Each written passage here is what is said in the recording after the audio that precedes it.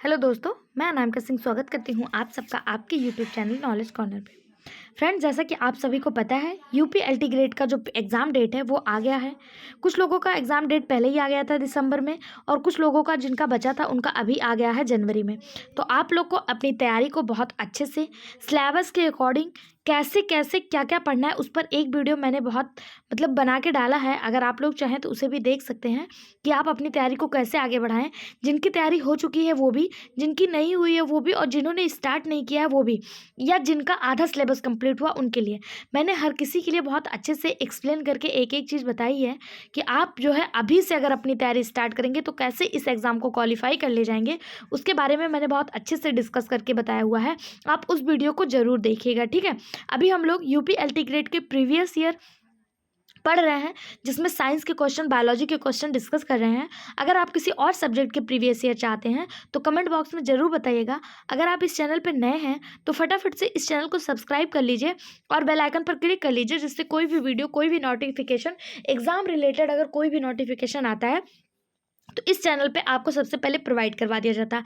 अगर चैनल पे तत्काल प्रभाव से नहीं उपलब्ध करवाया जा पाता तो आपको टेलीग्राम पे मैसेज के माध्यम से, फ़ोटो के माध्यम से ज़रूर अपडेट करा दिया जाता है। तो आप टेलीग्राम भी ज्वाइन कर लीजिए। आगे बढ़ने से पहले आपसे अनुरोध है, चैनल पे नए हैं तो सब्सक्राइब कर लीजिए, बेल आइकन पर क्लिक कर लीजिए और सभी दोस्तों के साथ इसको शेयर करिए।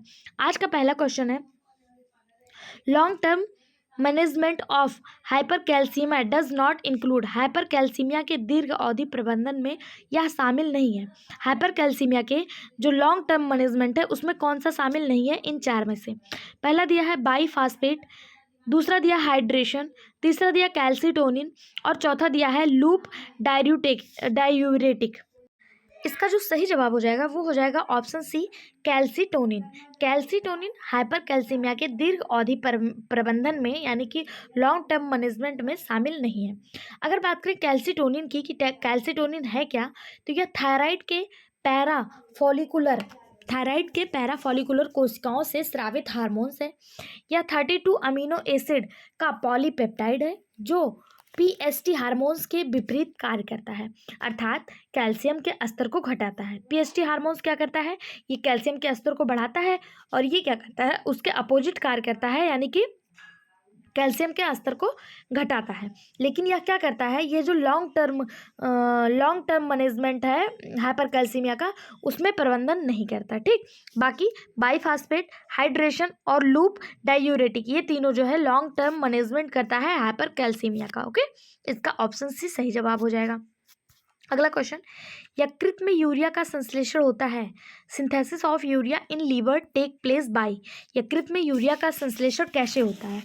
नाइट्रोजन चक्र द्वारा, क्रैब चक्र द्वारा, ग्लाइकोसिस के द्वारा, या फिर ऑर्निथीन साइकिल चलाकर। किस तरह से यकृत में यूरिया का संश्लेषण होता है? यूरिया का जो निर्माण है वो कहाँ से होता है? तो यूरिया का निर्माण लीवर से होता है। ऐसे क्वेश्चन आपको एस्टेट वगैरह एग्जाम में देखने को मिलते हैं। लेकिन यूरिया का संश्लेषण कहाँ से होता है, ऐसे एग्जाम आपको टीजीटी पीजीटी लेवल पे देखने को मिलता है। इसका सही जवाब हो जाएगा ऑप्शन डी, ऑर्निथीन साइकिल चलाकर, यानी कि ऑर्निथीन चक्र के माध्यम से यूरिया का संश्लेषण होता है। कहाँ पे? यकृत में। यह किडनी से होता हुआ रक्त धारा में पहुंचता है और मूत्र के रूप में उत्सर्जित हो जाता है, ठीक है। कौन? यूरिया। यूरिया क्या होता है? किडनी में इसका फिल्ट्रेशन होता है और यह ब्लड के माध्यम से ब्लड में पहुंचता है और ब्लड से फिर इस लार्ज इंटेस्टाइन जो है वो उसको अवशोषित करती है और मूत्र के माध्यम से शरीर से बाहर कर देती है। ग्लाइकोलिसिस क्या है? तो ग्लाइकोलिसिस एक प्रक्रिया है जिसमें ग्लूकोज के एक अणु को पायरुविक अम्ल के 2 अणुओं में तोड़ा जाता है, उसे ग्लाइकोलिसिस कहा जाता है। अगर बात करें क्रेब्स चक्र, तो जो क्रेब्स चक्र है या क्रेब्स चक्र की जो प्रक्रिया होती है यह माइटोकॉन्ड्रिया में होती है। कहाँ पे? माइटोकॉन्ड्रिया। माइटोकॉन्ड्रिया को powerhouse of the cell के नाम से जाना जाता है। इसी क्रेब्स चक्र के माध्यम से साइट्रिक अम्ल का निर्माण होता है, जिसे साइट्रिक अम्ल या सिट्रिक अम्ल कहा जाता है। इसी क्रेब्स चक्र के माध्यम से निर्माण होता है और एटीपी का निर्माण भी क्रेब्स चक्र के माध्यम से होता है। क्रेब्स चक्र की प्रक्रिया जो होती है ये माइटोकॉन्ड्रिया में होती है। ग्लाइकोलिसिस कहाँ पे होता है? तो ग्लाइकोलिसिस जो होता है ये ग्लूकोज के अणुओं को पायरुविक अम्ल में तोड़ने का कार्य करता है। बाकी ऑर्निथीन ऑर्निथीन चक्र के माध्यम से क्या होता है, यूरिया जो है, यकृत से यूरिया जो है वो संश्लेषित होता है। तो इसका सही जवाब ऑप्शन डी हो जाएगा कि यकृत से यूरिया जो संश्लेषित होता है ऑर्निथीन चक्र के माध्यम से होता है, जिसे यूरिया साइकिल या फिर ऑर्निथीन चक्र के नाम से जाना जाता है। यहाँ पे आप देख सकते हैं यूरिया साइकिल को, ठीक है, ये चित्र के माध्यम से आपको बताया गया है। इसका PDF आप हमारे टेलीग्राम चैनल से प्राप्त कर लीजिएगा, जहाँ से जो है इसको रिवाइज करने में आपको आसानी होगी, क्योंकि अब इतना टाइम नहीं बचा है कि आप नोट्स बनाएं फिर पढ़ें। अब आपके पास जो नोट्स है उसको आप शॉर्ट नोट्स के माध्यम से तैयार कर सकते हैं थ्योरी को, जिससे आपको लास्ट टाइम रिवीजन करने में आसानी हो जाए। बाकी प्रीवियस ईयर का नोट्स बनाने का अब आपके पास टाइम नहीं रह गया, ठीक। अगला क्वेश्चन है, the cell's water drinking phenomenon is term as, कोशिका द्वारा जल पीने की प्रक्रिया क्या कहलाती है? क्या उसे सरकमफ्लुएंस कहते हैं, इंजेशन कहते हैं, सरकमवाइलेंस कहते हैं, या फिर पिनाइकोसिस्ट कहते हैं? इसका जो सही जवाब हो जाएगा वो हो जाएगा ऑप्शन डी। TGT बायोलॉजी 2005 में पूछा गया क्वेश्चन है, और ये इस क्वेश्चन को स्टार मार्क करिएगा। ऐसे क्वेश्चन के आने की संभावना LT ग्रेड में ज़्यादा है, क्योंकि ये थोड़ा टफ लेवल का क्वेश्चन माना जाता है। कोशिका द्वारा जल पीने की प्रक्रिया पिनोसाइटोसिस कहा जाता है। क्या कहा जाता है? पिनोसाइटोसिस कहा जाता है। अमीबा प्रोटिस्ट अपने वातावरण से कोलाइडी तरल पदार्थों को अन्य कोशिका के समान पिनोसाइटिस या कोशिका पाचन द्वारा ग्रहण करते हैं, ठीक है। ऐसा माना जाता है कि कोलाइडी पदार्थ के संपर्क में आने पर प्लाज्मा झिल्ली कोशिका द्रव के अंदर की ओर धंसती चली जाती है। जो प्लाज्मा झिल्ली होती है, जो सेल के ऊपर लगा रहता है, जिसे सेल मेम्ब्रेन भी कहा जाता है, ये क्या होती है, अंदर की ओर ऐसे धंसती चली जाती है, और इस स्थान पर एक्टोप्लाज्म सिकुड़कर थैली सी बन जाती है। तरल पदार्थ इस थैली में भर जाता है। अब यह थैली विगलित होकर एक्टोप्लाज्म में आ गिरती है और एक धानी के रूप में, यानी एक वैक्यूल्स के रूप में ले लेती है। यह धानियाँ पिनोसाइटी आमाशय या फिर पिनोसोम कहलाती हैं। कोलाइडी पदार्थों को ग्रहण करने की यह विधि पिनोसाइटोसिस कहलाती है। वही जो प्लाज्मा झिल्ली है, जिसे आप सेल मेम्ब्रेन कहते हैं, ये जब अंदर की ओर धंसती है, इस पे एक्टोप्लाज्म ऊपर से, जैसे ये मान लीजिए एक आपके पास एक प्लाज्मा झिल्ली है, ये मान लीजिए प्लाज्मा झिल्ली है, यही प्लाज्मा झिल्ली जब यहाँ से ऐसे जैसे अंदर की ओर धंसी, और यहाँ पे इसके ऊपर एक्टोप्लाज्म पाया जाता है, एक्टोप्लाज्म की एक लेयर है, यह एक्टोप्लाज्म इसको आके ऐसे कवर कर लेती है। जब एक्टोप्लाज्म इसको आकर कवर कर लेती है, तो यह क्या हो जाता है, एक ऐसे थैलीनुमा आकृति ले लेता है, वैक्यूल्स बन जाता है। ये इसी वैक्यूल को पिनोसाइटिक कहा जाता है। क्या कहा जाता है? पिनोसाइटिक या पिनोसोम कहा जाता है। और ये जो पूरे बनने की प्रक्रिया है, जो कोलाइडी पदार्थ को ग्रहण करने की प्रक्रिया है, यह पिनोसाइटोसिस कहलाता है, ठीक है। इसका सही जवाब होगा कोशिका द्वारा जल पीने की प्रक्रिया पिनोसाइटोसिस कहलाता है। ऑप्शन डी इसका सही जवाब हो जाएगा। अगला क्वेश्चन देखते हैं। अगला क्वेश्चन है, लार में क्या होता है? पेप्सिन, टाइलिन, ट्रिप्सिन या रेनिन? लार में क्या होता है? इसका सही जवाब हो जाएगा, लार में दो चीज़ें होती हैं। एक तो आपका होता है स्लाइवरी एमाइलेज, और दूसरा होता है आपका टाइलिन। लार में टाइलिन नामक एंजाइम पाया जाता है। जो ये करता क्या है, टाइलिन करता क्या है, तो यह स्टार्च, जो स्टार्च होता है, जो पका हुआ स्टार्च है, जो आपको रोटी के माध्यम, एक मिनट, स्टार्च भी मैं गलत लिख रही हूँ। टाइलिन क्या करता है? स्टार्च जो आपको पका हुआ स्टार्च मिला, जब आपने रोटी खाया तो उसमें स्टार्च है, उस स्टार्च को जिसे आप पॉलीसेक्राइड कहते हैं, इसी को ओलिगोसेक्राइड में बदलने का कार्य कौन करता है? टाइलिन करता है। पाचन जो है वो हमारे शरीर के मुख से ही स्टार्ट हो जाता है, और पहला पाचन इसी हमारे बक्कल कैविटी में स्टार्च का होता है, और कितना होता है? 30% होता है। कितना होता है? 30% स्टार्च का पाचन इसी टाइलिन के माध्यम से बक्कल कैविटी में हो जाता है। तो लार में टाइलिन पाया जाता है। इसके अलावा स्लाइवरी एमाइलेज भी पाया जाता है। पेप्सिन क्या है? तो पेप्सिन जो है ये पेट में पाया जाता है, और यह प्रोटीन के पाचन में जिम्मेदार होता है। यह प्रोटीन को पेप्टोन तथा पॉलीपेप्टाइड में बदल देता है। रेनिन क्या है? तो यह इन्फेंट में पाया जाता है, यानी नवजात शिशुओं में देखने को मिलता है। यह भी नवजात शिशुओं में प्रोटीन को पचाने का कार्य करता है, लेकिन ये गर्भावस्था से लेकर 3 से 4 साल तक ही बच्चों में देखने को मिलता है। उसके बाद इस रेनिन का स्थान यही पेप्सिन जो है वो ले लेता है, और दोनों का कार्य ही प्रोटीन का पाचन है। बात करें ट्रिप्सिन की, तो ट्रिप्सिन क्या है? तो ट्रिप्सिन या फिर काइमोट्रिप्सिन या काइम की विषय, मतलब जो प्रोटीन काइम में बचा हुआ जो प्रोटीन है, उसको पेप्टोन में विलय अमीनो अम्ल में बदलने का कार्य करता है। काइम क्या है? जब हम भोजन को ग्रहण करते हैं, भोजन के रूप में ग्रहण करते हैं, जैसे पेट में जाता है तो यह बोलस बन जाता है। क्या बन जाता है? बोलस बन जाता है। यही बोलस जैसे नीचे आता है तो यह काइम का रूप धारण कर लेता है। स्मॉल इंटेस्टाइन में यही भोजन काइम का रूप ले लेता है और इसी काइम को पचाने का कार्य ट्रिप्सिन करता है। ट्रिप्सिन निकलता कहाँ से है? तो यह अग्नाशय के द्वारा निकलता है। ठीक है, ऑप्शन बी इसका सही जवाब हो जाएगा कि लार में क्या होता है? एंजाइम होता है, साइलिन नामक एंजाइम होता है और यह कार्य क्या करता है? तो यह क्या करता है? स्टार्च को पचाने का कार्य करता है। ठीक, अगला क्वेश्चन, लैक्टियल वाहिनियां पाई जाती हैं। लैक्टल्स आर फाउंड इन यकृत में, प्लीहा में, बिली में या अमाशय में? इसका सही जवाब हो जाएगा ऑप्शन सी, लैक्टियल वाहिनियां जो है वह विली में या बिलाई जिसे कहा जाता है इसमें पाई जाती हैं। लैक्टियल्स है क्या? तो यह एक लिम्फेटिक कैपिलरी है या छोटी आंत की बिलाई में आहार संबंधित वसा का अवशोषण करती हैं। जैसे मान लीजिए ये हमारा इंटेस्टाइन है, ठीक है, स्मॉल इंटेस्टाइन है। इस स्मॉल इंटेस्टाइन में एक फिंगर नुमा संरचना पाई जाती है जो ऐसे ऐसे ऐसे से बनी रहती है, जिसको बिलाई कहा जाता है। इसी बिलाई में लिम्फेटिक कैपिलरी पाई जाती हैं जिसे लैक्टियल्स कहा जाता है। यह लैक्टियल्स करती क्या है? तो छोटी आंत में वसा का अवशोषण करती हैं, फैट का एब्जॉर्प्शन करती हैं। ठीक, ऑप्शन सी इसका सही जवाब हो जाएगा। अगला क्वेश्चन है, विटामिन ए उत्तरदायी है। Vitamin A is responsible for rhodopsin हेतु, रतौंधी हेतु, पेलाग्रा हेतु या सिरोसिस हेतु? इसका जो सही जवाब हो जाएगा वो हो जाएगा ऑप्शन बी, रतौंधी हेतु। विटामिन ए जो है जिसे आप रेटिनॉल के नाम से जाना जाता है, या नाइट ब्लाइंडनेस के लिए जिम्मेदार होता है, रतौंधी के लिए जिम्मेदार होता है। विटामिन ए को किस नाम से जानते हैं या विटामिन ए का साइंटिफिक नेम क्या है? तो विटामिन ए का साइंटिफिक नाम रेटिनॉल है। अगर पूछा जाए विटामिन ए हमें प्राप्त कहाँ से होता है, तो विटामिन ए का जो सबसे अच्छा स्रोत है वह सोयाबीन माना जाता है।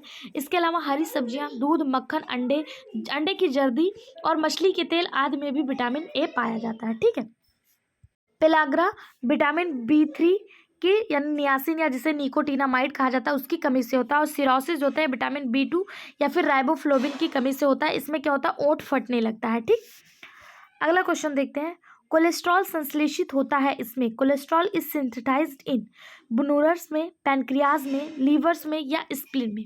कोलेस्ट्रॉल किसमें संश्लेषित होता है? सिंथाइज्ड होता है। इसका सही जवाब हो जाएगा ऑप्शन सी, लीवर में यानी कि यकृत में। कोलेस्ट्रॉल का संश्लेषण यकृत में होता है। इसके अलावा यकृत में हिपैरिन नामक मुख्य पदार्थ बनता है। स्तनधारियों के भ्रूण अवस्था में यकृत आरबीसी का भी निर्माण करता है। अगर पूछा जाए मैमल्स का जो इन्फेंट एज होता है, जो एम्ब्रियोनिक एज होता है, उसमें आरबीसी का निर्माण कौन करता है? तो यही लीवर जो है या आरबीसी का भी निर्माण करता है। लीवर के देखिए शरीर में बहुत सारे कार्य होते हैं। ये इन्फेंट अवस्था में, एम्ब्रियोनिक अवस्था में आरबीसी का निर्माण तो करता ही करता है। इसके साथ साथ विटामिन डी, विटामिन ए, लोहा जिसे आप आयरन कहते हैं, जिंक जिसे आप तांबा कहते हैं, तांबा जडन, इसका भी जो निर्माण है वह यकृत के द्वारा ही किया जाता है। यकृत को हमारे बॉडी का प्यूरिफिकेशन कहा जाता है। अगर यकृत में कोई गड़बड़ी हुई तो हमारे बॉडी में बहुत सी बीमारियां, पाचक संबंधित बीमारियां देखने को मिलती हैं। यही यकृत यूरिया का भी संश्लेषण करता है, यही यकृत कोलेस्ट्रॉल का संश्लेषण करता है, यही यकृत हमारी बॉडी में पित्त का संश्लेषण करता है, बाइल जिसे आप कहते हैं। पित्ताशय में एकत्रित होता है लेकिन उसको निकालता कौन है? यही यकृत ही निकालता है। ठीक, इसका सही जवाब हो जाएगा ऑप्शन सी। अगला क्वेश्चन है, निम्नलिखित में से कौन डीएनए संश्लेषण एवं कोशिका विभाजन के लिए आवश्यक है? Vitamin D, vitamin E, vitamin के या फॉलिक एसिड? इनमें से वह कौन सा है जो डीएनए का संश्लेषण भी करता है और सेल डिवीजन भी करता है? Which of the following is essential for DNA synthesis and cell division? इसका जो सही जवाब हो जाएगा वो हो जाएगा ऑप्शन डी, फॉलिक एसिड, जिसे आप फॉलिक अम्ल के नाम से जानते हैं। यह डीएनए का संश्लेषण भी करता है यानी डीएनए को सिंथेसाइज भी करता है और सेल डिवीजन में भी महत्वपूर्ण रोल निभाता है। अगर पूछा जाए फॉलिक एसिड मिलता कहाँ से है, तो फॉलिक एसिड हरे पत्तीदार फल सब्जी जैसे पालक वगैरह हो गया, सोयाबीन, ईस्ट जिसे आप ईस्ट जानते हैं क्या होता है ना, जैसे आपने ब्रेड बनते हुए देखा होगा, तो ब्रेड को सड़ा कर जो है ब्रेड बनाया जाता है, मैदे को सड़ा कर। तो उस मैदे को सड़ाने का कार्य कौन करता है? ईस्ट करता है। और जो ये ईस्ट है यह भी फॉलिक एसिड का अच्छा स्रोत माना जाता है। गर्भवती माता को फॉलिक एसिड जो है वो खाने के लिए बहुत ज़्यादा मतलब डॉक्टर के द्वारा दिया जाता है। क्यों? क्योंकि यह डीएनए का संश्लेषण करता है और जो बच्चे की कोशिका बन रही है उसके विभाजन में भी यह बहुत ज़्यादा मदद करता है। ठीक है, बात करें विटामिन डी की। विटामिन डी की कमी से सूखा रोग हो जाता है। विटामिन डी की कमी से हड्डियां कमज़ोर हो जाती हैं। विटामिन ई की बात करें तो विटामिन ई की कमी से जनन क्षमता में कमी हो जाती है। और विटामिन के की अगर बात कर लें तो इसमें चोट लगने पर रक्त का थक्का नहीं जमता है। सबसे ज़्यादा पूछा जाने वाला विटामिन विटामिन के है कि वह कौन सा विटामिन है जिसकी कमी से ब्लड व्यक्ति को जब चोट लग जाए तो उसमें ब्लड क्लॉटिंग नहीं देखने को मिलती। तो उसका सही जवाब हो जाएगा विटामिन के। ठीक, इसका जो सही जवाब है कि डीएनए संश्लेषण और कोशिका विभाजन के लिए क्या आवश्यक है, तो इसका सही जवाब ऑप्शन डी फॉलिक एसिड। ठीक है, अगला क्वेश्चन देखते हैं। अगला क्वेश्चन है गिल्सन संपुट पाया जाता है। Glisson capsule are found in यकृत में, वृक्क में, अग्नाशय में या आंत की भित्ति में। गिल्सन कैप्सूल कहाँ पाया जाता है? ये गिल्सन कैप्सूल जो है, गिल्सन संपुट जिसे हिंदी में कहा जाता है, ये पाया जाता है यकृत में, मैमल्स के यकृत में। ऑप्शन ए इसका सही जवाब हो जाएगा। अगर संरचनात्मक रूप से यकृत की बात करें तो यह दो पालियों में बटा होता है, यानी कि जिस यकृत को आप ऐसे देखते हैं यह दो लोब में बटा होता है। ठीक है, दो लोब में इसकी संरचना होती है जिन्हें गिल्सन कैप्सूल कहा जाता है। इन्हीं दोनों पालियों को गिल्सन कैप्सूल के नाम से जाना जाता है। ठीक है, प्रत्येक पाली के चारों ओर संयोजी ऊतक का एक आवरण होता है, यानी कनेक्टिव टिश्यू का एक आवरण होता है, जिसे यकृत कोशिका या फिर हिपैटिक सेल भी कहा जाता है। ठीक, और गिल्सन कैप्सूल क्या है? तो यह यकृत को जो दो पालियों में बांटता है, इसी को गिल्सन कैप्सूल के नाम से जाना जाता है। ठीक, पे आप चित्र के माध्यम से देखिए, ये हमारा लीवर है, ये लीवर है। लीवर देखिए, आप यहाँ से देख पा रहे हैं हल्का सा दो पालियों में ये बटा होता है। ठीक है, एक बड़ा होता है, एक छोटा होता है। ठीक, ये दो पालियों में बटा होता है, राइट वाला छोटा होता है, लेफ्ट वाला बड़ा होता है। इन्हीं दोनों पालियों को, ये जो है इसी को, इन दोनों कैप्सूल को, ये जो दोनों कैप्सूल नुमा संरचना है, इन्हीं को गिल्सन कैप्सूल के नाम से जाना जाता है। ठीक है, अगला क्वेश्चन, अमाशय के आंतरिक भित्ति के अनुदैर्ध्य पेशीय वलन को क्या कहा, पेशीय वलन को क्या कहते हैं? The longitudinal muscular folds of inner wall of stomach are called. अमाशय के आंतरिक भित्ति के अनुदैर्ध्य पेशीय वलन को क्या कहते हैं? बैटर की पैपिला यानी पैपिला ऑफ बैटर, या फिर रूजी, या फिर बिली, या फिर फिक्सर, फिक्सर यानी कि दरार, क्या कहते हैं? तो आपको बता दें, हमारा जो स्टमक होता है, स्टमक, एक मिनट, ये स्टमक जो होता है ये कुछ जे शेप की आकृति होती है। यार क्या बन रहा है, स्टमक की जगह पता नहीं क्या बन जा रहा है। ये कुछ इस तरह एक संरचना होती है जो ओसोफेगस से आती है और स्मॉल इंटेस्टाइन से जुड़ती है। ये जो स्टमक होता है यह चार भागों में बटा होता है, कार्डियक, फंडिस, बॉडी और पाइलोरस। चार भागों में यह बटा होता है। अमाशय के जो आंतरिक भित्ति में अनुदैर्ध्य पेशीवलन होता है, लॉन्गिट्यूडनल मस्कुलर होता है, इसी को रूजी कहा जाता है। क्या कहा जाता है? रूजी। यही रूजी, ये कांटेनुमा संरचना होती है, और जब हमें भूख लगती है तो हमारे पेटों में जो दर्द होता है, यही रूजी जो है ये खड़ी हो जाती है, अपने आप को खड़ा कर लेती है। तो इसी वजह से हम झुकते हैं, चलते हैं तो हमारे पेटों में दर्द होने लगता है। जब हम खा लेते हैं और भोजन का लोड इस पर पड़ता है तो ये रूजी क्या होती है, सिकुड़ के एक जगह इकट्ठी हो जाती है, तब हमारे पेटों में दर्द नहीं होता है। यह फिंगर लाइक स्ट्रक्चर होता है, और यह करता क्या है, ये जो है आमाशय की दीवारों पर पाया जाता है। ठीक है, ऑप्शन बी इसका सही जवाब हो जाएगा कि आमाशय की दीवारों पर जो अनुदैर्ध्य पेशीय वलन होता है इसको क्या कहते हैं? रूजी कहते हैं। ठीक है, या छोटी अंगुलीनुमा संरचना होती है, या क्षुद्रांत यानी कि स्मॉल इंटेस्टाइन की दीवारों में अत्यधिक रूप से पाई जाती है, जिसके द्वारा पचे हुए भोजन का अवशोषण भी होता है। और यही रूजी खड़ी होकर क्या करती है, यही रूजी खड़ी होकर क्या करती है, पेट में दर्द कराने का भी कार्य करती है, भोजन जब ना मिले तब। ठीक, अगला क्वेश्चन देखते हैं।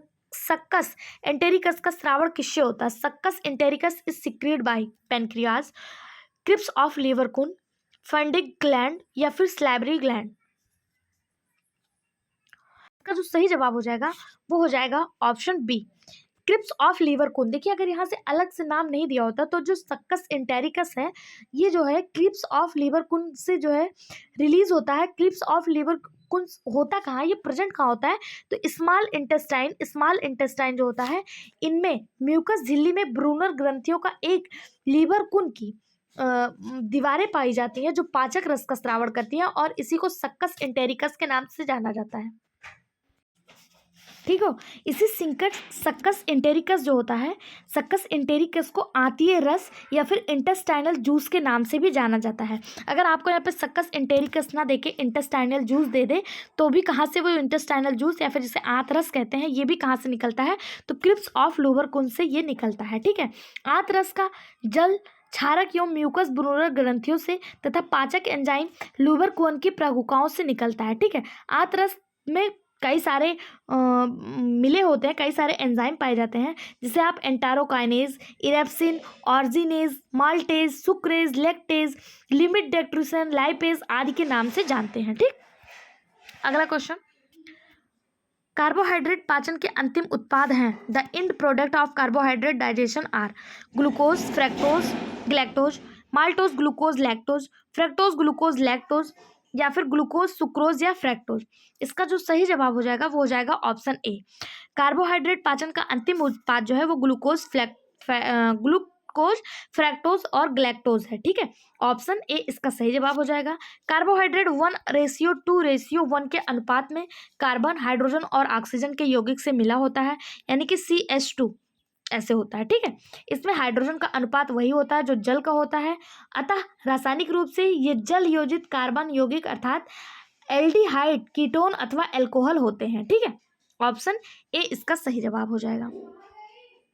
अगला क्वेश्चन है, एस्कॉर्बिक अम्ल होते हैं। Ascorbic acid is vitamin A, vitamin D, vitamin C या विटामिन के।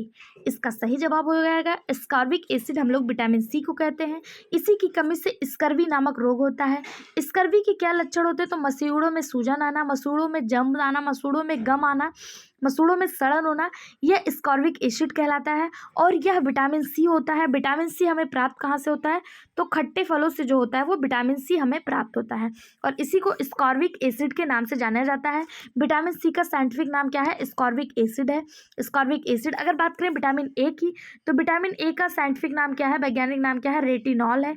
रेटिनॉल किसका है, विटामिन ए का। विटामिन डी को कैल्सीफेरॉल के नाम से जाना जाता है। आप लोगों से हर वीडियो में मैंने कहा सारे विटामिन और उनका वैज्ञानिक नाम जो है आप हमको बताइए, लेकिन आप लोगों में से किसी ने नहीं बताया। आज मैं खुद बता देती हूँ। विटामिन ए को रेटिनॉल, विटामिन बी को थायमीन, विटामिन सी को स्कॉर्बिक एसिड, विटामिन डी को कैल्सीफेरॉल और विटामिन के को क्विनोन के नाम से जाना जाता है। ठीक है, विटामिन के को क्विनोन के नाम से जाना जाता है। अगला क्वेश्चन देखते हैं, सही क्या है। गिल्सन के capsule, Glisson capsule are found in liver of frog, pancreas of frog, liver of mammal या पेनक्रियाज ऑफ मैमल। गिल्सन के जो कैप्सूल हैं वो कहाँ पाए जाते हैं, इसका सही जवाब हो जाएगा option C, liver of mammal. Glisson के कैप्सूल मैमल के लीवर में पाए जाते हैं या जीआई ट्रैक्ट की भांति, यानी जीआई ट्रैक्ट क्या होता है, गैसियल intestinal tract, gastro intestinal tract. Gastro intestinal tract क्या है, वह ट्रैक्ट जो स्टमक को छोटी आंत से जोड़ती है, इसी को जीआई ट्रैक्ट के नाम से जाना जाता है। उसी की तरह ये जो गिल्सन कैप्सूल होता है यकृत पर भी, यानी कि जो यकृत की स्यूरोस मेम्ब्रेन होती है उस पर अपना जो है आवरण बना लेती है। ठीक है, इसमें बाहर मीसोथीलियम होती है तथा भीतर ढीले संयोजी ऊतक का अस्तर होता है। या पाया कहाँ जाता है, तो यह अस्तनी के जिगर में यानी लीवर्स ऑफ मैमल में पाया जाता है। ऑप्शन सी इसका सही जवाब हो जाएगा। अगला क्वेश्चन, आहार नाल के किस भाग में ब्रूनर्स ग्लैंड पाई जाती है। Brunner's gland are found in submucosa of oesophagus, stomach, duodenum या रेक्टम। इसका जो सही जवाब हो जाएगा वो हो जाएगा ऑप्शन सी, ड्यूडुनम। आहार नाल के ड्यूडुनम में ब्रूनर्स ग्लैंड पाया जाता है। आहार नाल माउथ से लेकर एनस तक फैली हुई एक लंबी ट्यूब लाइक संरचना होती है, जिसमें सबसे पहले आपको माउथ देखने को मिलता है। माउथ के बाद आपको मिलेगा बक्कल कैविटी, जहाँ पे स्टार्च का पाचन होता है। उसके बाद नीचे एक पाइप नुमा संरचना आती है जिसे ओसोफेगस कहते हैं। ओसोफेगस में पेरिसिस्टालिक मूवमेंट होता है जिससे भोजन सरक कर नीचे आता है। उसके बाद इसी से जुड़ा होता है आपका स्टमक। स्टमक में भोजन का पाचन होता है। उसके बाद बचे हुए भोजन का पाचन आपका स्मॉल इंटेस्टाइन में होता है और स्मॉल इंटेस्टाइन के बाद सारा भोजन जो कुछ बचा रहता है वो स्मॉल इंटेस्टाइन में पाचन हो जाता है और उसके बाद पानी जो है, पानी का जल का अवशोषण कौन करता है, लार्ज इंटेस्टाइन करता है। बात करें ड्यूडेनम की, ड्यूडेनम जो है यह स्मॉल इंटेस्टाइन का पहला पार्ट है जो आमाशय को इंटेस्टाइन में जोड़ता है। स्मॉल इंटेस्टाइन को 3 भागों में बांटा जाता है, duodenum, jejunum, ileum. Duodenum, jejunum, ileum यह 3 भागों में बटा होता है। ड्यूडेनम पहला पार्ट होता है जहाँ पे पित्त रस आकर मिलता है और अग्नाशयी रस आकर मिलता है। यहीं पर ड्यूडेनम में ही भोजन क्षारीय होता है और यह आमाशय को इंटेस्टाइन से जोड़ने का कार्य करता है। इसी में ब्रूनर्स ग्लैंड जो है वो पाया जाता है। आहार नाल के ड्यूडेनम भाग में ब्रूनर्स ग्लैंड पाई जाती है। ड्यूडेनम में लीवर कुन की दरारों के अलावा ब्रूनर्स ग्लैंड या फिर जिसे डियोडिनल ग्लैंड भी कहा जाता है ये भी पाया जाता है। यह सब म्यूकोसा में पड़ी होती है और लीवर कुन की दरारों में खुलती है। ब्रूनर्स ग्लैंड में स्तंभी कोशिकाएं तथा म्यूकस स्राव करने वाली कोशिकाएं भी पाई जाती हैं। ठीक, अगला क्वेश्चन देखते हैं। काइमोट्रिप्सिन घटक है, काइमोट्रिप्सिन किसका घटक है?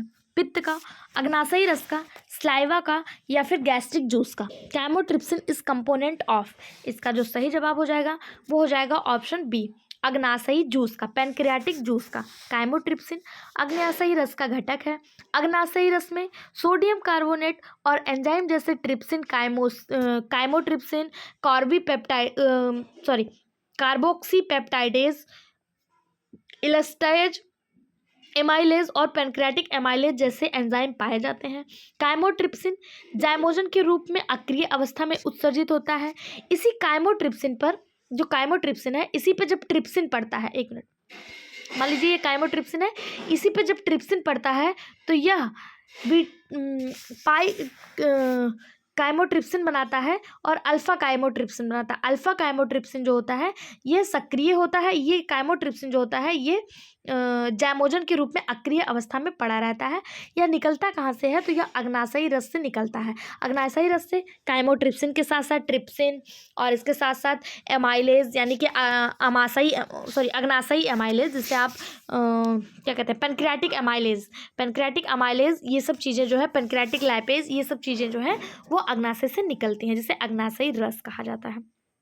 अगला क्वेश्चन, सबसे बड़ी ग्रास नली पाई जाती है। Largest oesophagus is found in dog fish में, फ्रॉग में, जिराफ में या फिर स्पैरो में? इसका सही जवाब हो जाएगा ऑप्शन सी, जिराफ में। सबसे बड़ी जो ग्रास नली होती है वह जिराफ में पाई जाती है। ग्रास नली मतलब ओसोफेगस। ओसोफेगस क्या होता है?